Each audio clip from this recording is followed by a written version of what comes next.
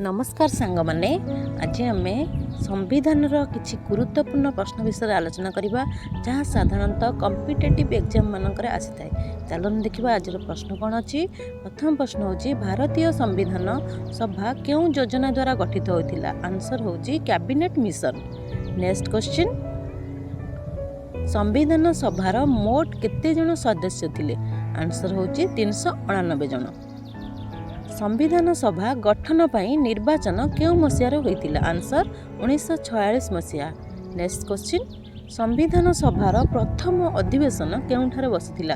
Answer Delhi ठारे। Next question, संविधान सभार अस्थायी अध्यक्ष किए थिले। आंसर होउची सच्चिदानंद सिन्हा। नेक्स्ट क्वेश्चन, संविधान सभार स्थायी अध्यक्ष किए थिले। Answer doctor Rajendra Prasad. Next question, संविधान सभार उद्देश्य प्रस्ताव किए प्रस्तुत करथिले। Answer Jawaharlal Nehru. Next question, संविधान निर्माण पाई केते दिन समय लागितिला। आंसर 2 वर्ष 11 मास 14 दिन। नेक्स्ट क्वेश्चन, संविधान केतोटी अनुच्छेद और अनुसूची रहितिला।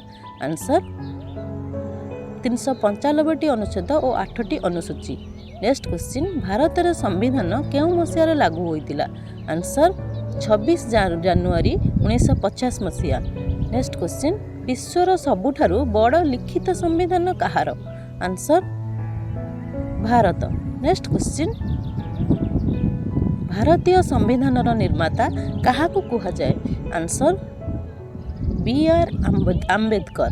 नेक्स्ट क्वेश्चन, भारतीय संविधान आत्मा काहाकू कुहा जाए। आंसर प्रस्तावना। ये थिला आज वीडियो। जदि वीडियोटी भल लगे ताले वीडियोटी को लाइक करिवे, शेयर करिवे एवं मो चैनल को सब्सक्राइब करिवे। धन्यवाद।